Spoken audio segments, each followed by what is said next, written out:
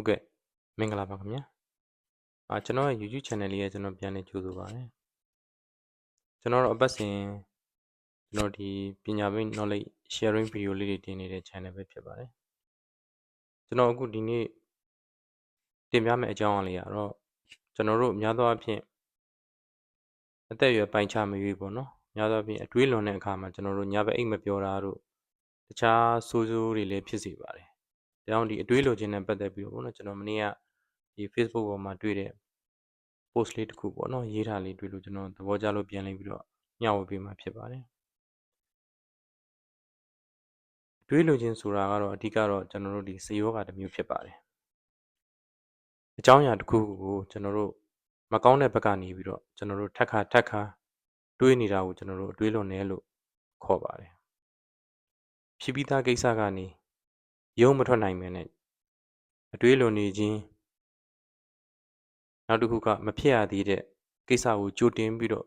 စိုးရိမ်ပူပန်ပြီးတော့အတွေးလွန်နေခြင်းဆိုပြီးတော့အတွေးလွန်ခြင်းနှစ်မျိုးရှိပါတယ်အတွေးလွန်ခြင်းမှာနောက်ဆက်တွဲဆိုးကျိုးတွေအများကြီးရှိပါတယ်အဲ့ဒါတွေပြောပြရင်တော့နံပါတ်1စိတ်ဖိစီးမှုအလွန်အမင်းမြင့်တက်လာခြင်းနံပါတ်2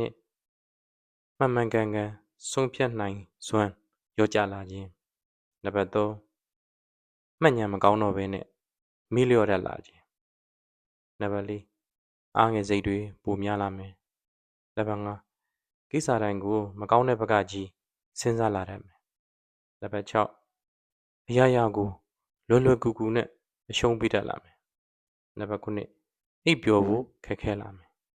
နံပါတ်10အစားလို့စိတ်တွေပါရောက်ဆုံးလာမယ်နံပါတ်9နှလုံးရောဂါရလာမယ်နံပါတ်10စိတ်ရောကိုယ်ပါပင်ပန်းဆင်းရဲလာမယ်အဆုံးမှာတော့တတ်တည်တဲ့အထိအခြေအနေကိုကြုံတွေ့နိုင်တဲ့ဒီဆိုးဝါးနိုင်ပါတယ်အဲ့တော့ကျွန်တော်ဒီအတွေးလွန်ခြင်းကကျွန်တော်တို့ကြုံတွေ့နေရတဲ့ပြဿနာတွေအတွက်မှန်ကန်တဲ့အဖြေကိုလုံးဝမပေးနိုင်ပါဘူးတန်ဖိုးရှိတဲ့အခြေအနေကိုဖြုံးတိနေရရောက်ပါတယ်ကျွန်တော်တို့ရဲ့ဘဝကိုလည်းအောက်ဆုံးအထိရအောင်ဆွဲချနိုင်ပါတယ်သူသဖြင့်လူမှုရေးစီးပွားရေးပညာရေးအခြေရေးဘယ်ကိစ္စမဆိုတွေးလွန်ခြင်းဟာကျွန်တော်တို့ကိုဒုက္ခရောက်စေပါတယ်ဒါကြောင့်အတွေးလွန်စိတ်ရှိတဲ့စိတ်ရှိနေပြီဆိုရင်မဖြစ်မနေကုသဖို့လိုအပ်ပါတယ်ကျွန်တော်လေ့လာထားတဲ့အတွေးလွန်ခြင်းကနေရုံးထွက်နိုင်မဲ့နီလန်ကောင်းတွေကိုမျှဝေပေးခြင်းပါတယ်အခုကျွန်တော်ဖော်ပြပါအချက်ကလေးတွေဖြစ်ပါတယ်နံပါတ်1အနေနဲ့မအိတ်ခင်မှာ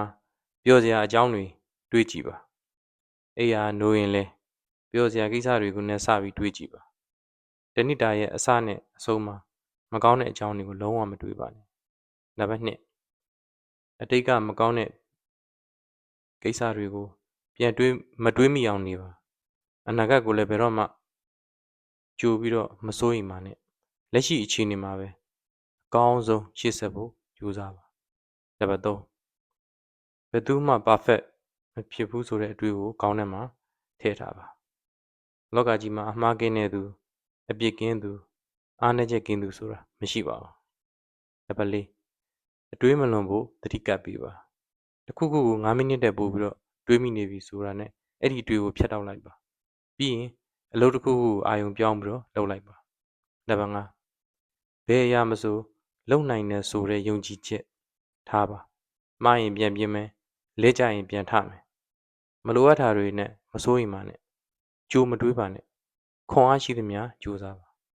နံပါတ်6ဘယ်ကိစ္စမှမဆိုအကောင်းမြင်စိတ်နဲ့နေနိုင်အောင်ကြိုးစားပါ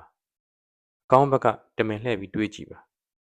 အကောင်းမြင်ခြင်းဟာကြီးတဲ့ပြဿနာကိုသိစေပြီးသေးတဲ့ပြဿနာကိုပတ်ရောက်စေပါတယ်နံပါတ်9တယောက်တည်းမနေပါနဲ့မိသားစုတငယ်ချင်းတွေနဲ့အဆက်အသွယ်ရှိပါစေစိတ်ညစ်စရာတွေကိုရင်ဖွင့်ပါသူတို့နဲ့တိုင်ပင်မှာအကြံဉာဏ်တွေရယူပါနံပါတ်10နေ့တိုင်းကိုဝါသနာပါတဲ့အရာကိုအနည်းဆုံးမိနစ်30ခန့်လုပ်ကြည့်ပါဥပမာ TV ကြည့်တာ game ဆော့တာပကြီးဆွဲတာတချင်းဆိုတာဘာပဲဖြစ်ဖြစ်တခုခုလုပ်ပြီးတော့စိတ်ပျော်အောင်ထားပါနံပါတ်9နေ့တိုင်းအားကစားတစ်ခုလုပ်ပါဂျမ်ဆော့နိုင်ရင်တော့အကောင်းဆုံးပါအားကစားလုပ်ခြင်းဟာစိတ်ရောကိုယ်ပါကျွန်တော်တို့ကျန်းမာပါစေ နံပါတ်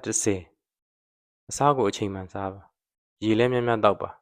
အထူးသဖြင့်ညဘက်ကျွန်တော်တို့17နာရီဆိုရင်မကောင်းတာတွေမတွေးပဲအိပ်ဖြစ်အောင်အိပ်ပါအိပ်ချိန်8နာရီပြည့်အောင်အိပ်ပါဒါအခုကျွန်တော်လည်းအခုဆိုရင်ဘာကိစ္စကိုမှ